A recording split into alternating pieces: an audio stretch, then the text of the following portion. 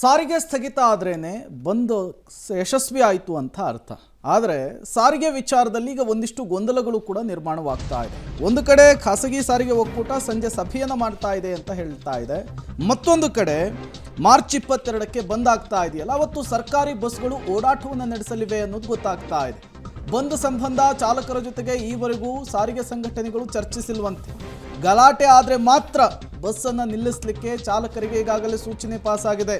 ಬಂದ್ನಲ್ಲಿ ಭಾಗಿಯಾಗಬೇಕಾ ಬೇಡವಾ, ಚಾಲಕರಲ್ಲಿಯೇ ಒಂದಿಷ್ಟು ಗೊಂದಲ ಇದೆ.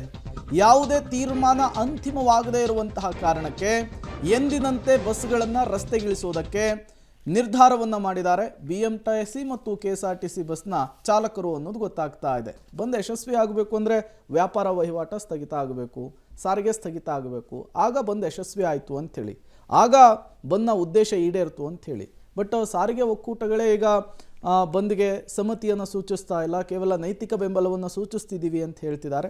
ಹಾಗಾಗಿ ನೋಡೋಣ ಬಂದ್ ಎಷ್ಟರ ಮಟ್ಟಿಗೆ ಸಕ್ಸಸ್ ಆಗುತ್ತೆ ಅಂಥೇಳಿ.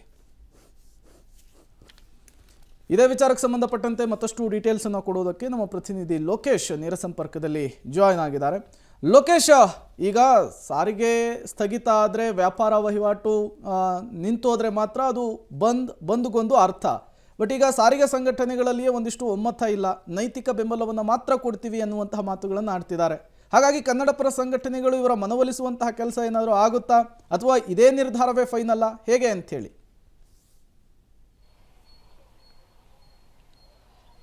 ಪ್ರೇಮ್, ಇವತ್ತು ಕನ್ನಡ ಪರ ಸಂಘಟನೆಗಳು ಒಂದಷ್ಟು ಖಾಸಗಿ ಸಾರಿಗೆ ಸಂಘಟನೆಯವರನ್ನು ಸಂಪರ್ಕ ಮಾಡಿ ಮನವೊಲಿಸುವಂಥ ಪ್ರಯತ್ನವನ್ನು ಮಾಡ್ತಾರೆ. ಯಾಕೆ ಅಂತಂದರೆ ಬಂದ್ ಯಶಸ್ವಿ ಆಗಬೇಕು ಅಂತಂದರೆ ಹಲವು ಸಂಘಟನೆಗಳ ಬೆಂಬಲ ಇದ್ದರಷ್ಟೇ ಯಶಸ್ವಿ ಆಗುತ್ತೆ. ಆದರೆ ಇಲ್ಲಿ ಕೆಲವೊಂದಿಷ್ಟು ಸಂಘಟನೆಗಳು ಬಂದ್ಗೆ ಬೆಂಬಲವನ್ನು ಕೊಡ್ತಾ ಇಲ್ಲ. ಪ್ರಮುಖ ಕಾರಣ ಅಂತಂದರೆ ಎಕ್ಸಾಮ್ಸ್ ನಡೀತಾ ಇದೆ, ಮಕ್ಕಳಿಗೆ ಎಕ್ಸಾಮ್ಸ್ ನಡೀತಾ ಇರೋ ಕಾರಣದಿಂದಾಗಿ ಬಂದ್ಗೆ ಕರೆ ಕೊಟ್ಟರೆ ಸಮಸ್ಯೆ ಆಗ್ಬೋದು. ಈ ಸಮಸ್ಯೆ ಆಗೋದ್ರಿಂದಾಗಿ ಮಕ್ಕಳ ಭವಿಷ್ಯ ಹಾಳಾಗುತ್ತೆ. ಈ ದೃಷ್ಟಿಯಿಂದಾಗಿ ಕೆಲವೊಂದು ಸಂಘಟನೆಗಳು ಬಂದ್ಗೆ ಬೆಂಬಲವನ್ನು ಕೊಟ್ಟಿಲ್ಲ. ಅದರಲ್ಲಿ ಪ್ರಮುಖವಾಗಿ ಖಾಸಗಿ ಸಾರಿಗೆ ಸಂಘಟನೆಗಳು ಮತ್ತು ಖಾಸಗಿ ಬಸ್ನವರು ಸಂಘಟನೆಯವರು ಕೂಡ ಬೆಂಬಲ ಕೊಟ್ಟಲ್ಲಿ ಇವತ್ತು ಸಭೆ ಕರೀತಾ ಇದ್ದಾರೆ. ಸಭೆಯಲ್ಲಿ ಚರ್ಚೆ ಮಾಡಿ ಇವತ್ತು ಬೆಂಬಲ ಕೊಡಬೇಕಾ ಬೇಡವಾ ಅಂತೇಳಿ ತೀರ್ಮಾನವನ್ನು ಕೈಗೊಳ್ಳುವ ಸಾಧ್ಯತೆ ಇದೆ. ಇನ್ನೊಂದು ಪ್ರಮುಖ ವಿಚಾರ ಅಂತಂದರೆ ಸಾರಿಗೆ ಬಸ್ಗಳು ಅಂದರೆ ಕರ್ನಾಟಕ ಸರ್ಕಾರದ ಸಾರಿಗೆ ಸೇವೆ ಎಂದಿನಂತೆ ಇರುತ್ತೆ, ಯಾವುದೇ ರೀತಿಯ ವ್ಯತ್ಯಯ ಆಗೋದಿಲ್ಲ.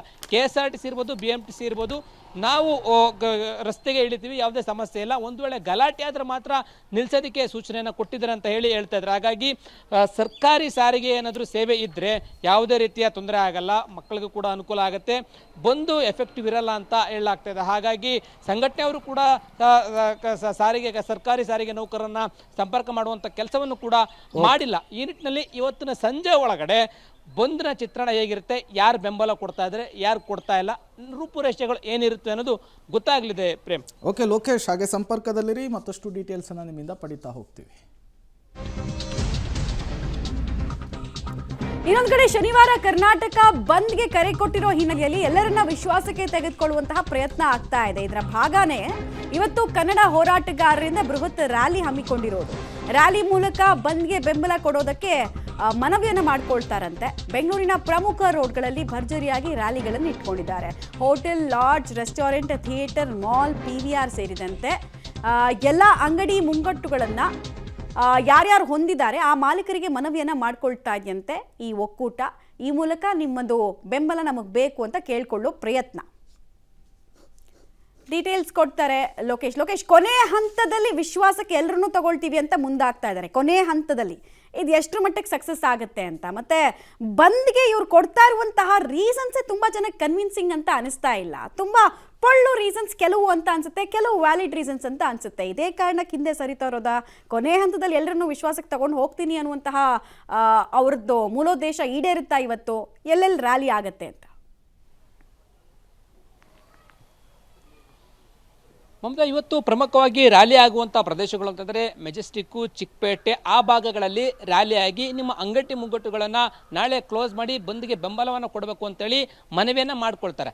ನಾಳೆ ಬಂದಿದೆ ಅನ್ನಬೇಕಾದ್ರೆ ಇಂದಿನ ದಿನದಲ್ಲಿ ಸಾಮಾನ್ಯವಾಗಿ ರ್ಯಾಲಿ ಮಾಡಿ ಬಂದ್ಗೆ ಸಹಕಾರ ಕೋರುವಂಥದ್ದು ಸಾಮಾನ್ಯ. ಆದರೆ ಇಲ್ಲಿ ಸಂಘಟನೆಗಳು ಬಂದ್ಗೆ ಕರೆ ಕೊಟ್ಟಿರುವಂಥ ಒಂದು ರೀಸನ್ನು ವ್ಯಾಲಿಡ್ ಇರುವಂಥದ್ದು ಈ ಒಂದು ಕರ್ನಾಟಕ KSRTC ನೌಕರರ ಮೇಲೆ ಆದಂಥ ಹಲ್ಲೆ ಮತ್ತು ಮಸಿ ಬೆಳೆದಂಥ ಪ್ರಕರಣ, MES ಪುಂಡಾಟಿಕೆಯನ್ನು ನಿಷೇಧ ಮಾಡಬೇಕು ಅಂತೇಳಿ ಒಂದು ಹೋರಾಟದ ಜೊತೆಗೆ 18 ಬೇಡಿಕೆಗಳನ್ನು ಇಟ್ಕೊಂಡು ಬಂದ್ಗೆ ಕರೆಯನ್ನು ಕೊಟ್ಟಿರುವಂಥದ್ದು. ಆದರೆ ಇಲ್ಲಿ ಪ್ರಮುಖವಾಗಿ ಕಾಡ್ತಾ ಇರುವಂಥದ್ದು ಪರೀಕ್ಷಾ ಸಮಯದಲ್ಲಿ ಇದೆಲ್ಲ ಬೇಕಾ ಎನ್ನುವಂಥ ಪ್ರಶ್ನೆ ಎದ್ದಿದೆ. ಆ ಕಾರಣಕ್ಕೋಸ್ಕರ ಸಾಕಷ್ಟು ಕ್ಯಾಂಪ್ಸ್ ಇರ್ಬೋದು, ಖಾಸಗಿ ಸಾರಿಗೆ ಸಂಘಟನೆಗಳಿರ್ಬೋದು, ಅವ್ರು ಯಾರು ಕೂಡ ಬಂದ್ಗೆ ಬೆಂಬಲ ಕೊಡ್ತಾ ಇಲ್ಲ.